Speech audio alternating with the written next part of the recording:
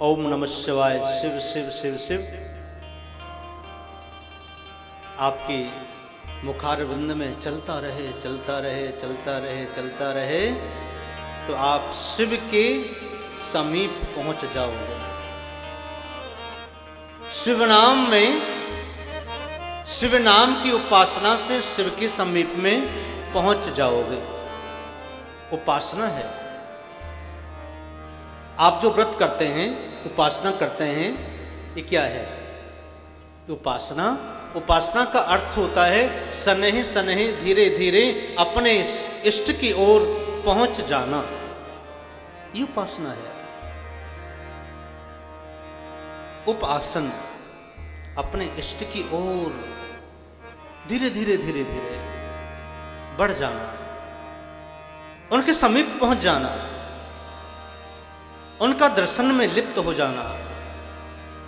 आपका ध्यान ही उपासना है, आपका व्रत ही आपकी उपासना है।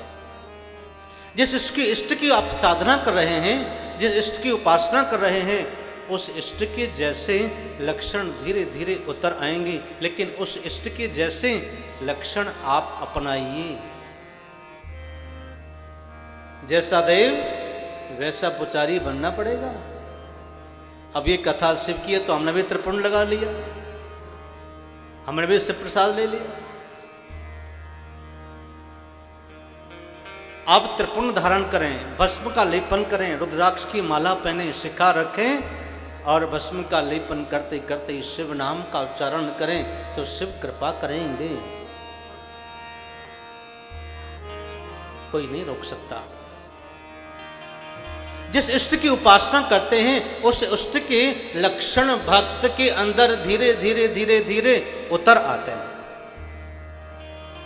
लेकिन आपके इष्ट के जैसा, आपके देव के जैसा आपको पुजारी बनना पड़ेगा।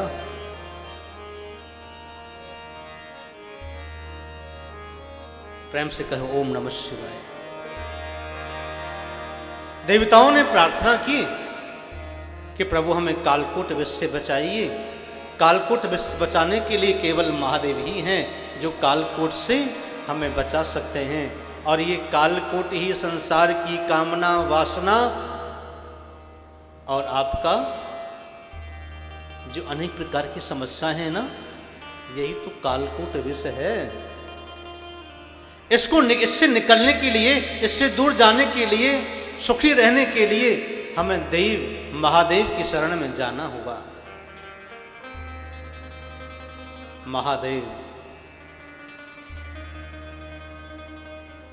और पुराण तो सब पुराण हैं, लेकिन एक शिव का पुराण ही महाशिव पुराण है।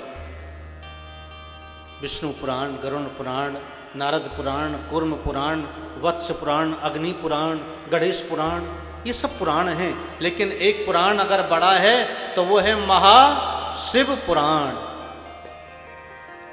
ये देवताओं की भी देव हैं जिनका कोई जन्म नहीं है, कोई मरण नहीं है, कोई स्थान नियत नहीं है। दुनिया से दूर, घर वालों से दूर, घर वाली से दूर, परिवार से दूर अगर कोई देव रहता है तब वो है महादेव। इससे कोई किसी से लेना देना नहीं। लेकिन फिर भी लोग नहीं छोड़ते हैं। चाहे बर्फ के पहाड़ पर रह जाएं, लेकिन फिर भी हेलीकॉप्टर से पहुंच जाएंगे। हे महादेव, हमारे बेटा के यहाँ पुत्र नहीं हुआ, बहुत दिन हो गए, कृपा कर दो, हमें एक पौत्र चाहिए। इस संसार में कलयुग के रहने वाले जो जीव हैं ना, बड़े चतुर हैं। भगवान को हम पहाड़ों पर नहीं छोड़ते, हिमालय पे भी नहीं छोड़ते। चाहे कितनी भी बर्फ गिरे, लेकिन वहां भी एक बार तो पहुंच जाएंगे, चाहे कैसे भी पहुंचे। अब वो उनका दर्शन करने के लिए नहीं पहुंचे, उनके मन में कोई कामना है, कोई कामना पूरी करेंगे, चलो वहां चलते हैं, वो कामना पूरी हो जाए। अभी आपको पता चल जाए कोई बाबा चमत्कारी आए हैं और बस सिर पे हाथ रख देते हैं और सब काम बन जाते हैं। अब देखो कितनी भीड़ वहां लग जाएगी, लाइन लंबी लग जाएगी।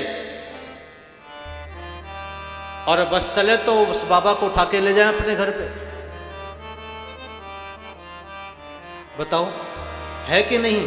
ये जग स्वार्थी है, जग वाले स्वार्थी हैं, स्वार्थ के पीछे देव और महादेव के पीछे भागते हैं। कहने का अभिप्राय, संसार में आए हैं तो आवश्यकता तो हर चीज की पड़ती है, लेकिन उतना ही मांगो। और मांगो क्या? क्या उनको पता नहीं है? जब जग में आपको यहां भेजा है, उस जग बनाने वाले ने, उस सृष्टि की रचना करने वाले ने, सबका पालन करने वाले ने जब संसार में हम सबको यहां भेज दिया, तो क्या वो आपके मन को बात नहीं जानते? आपके मन में, आपके दिल में क्या चल रहा है, क्या वो नहीं जानते? वो सब जानते हैं। आपके दिल में, आपके मन में क्या चल रहा है।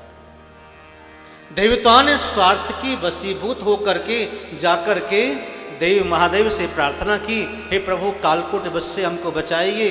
महादेव ने कहा कि देखा, आंखें खोलकर के समाधि टूटी तो चारों तरफ उस कालकूट के अग्नि से चारों तरफ सब जल रहा है।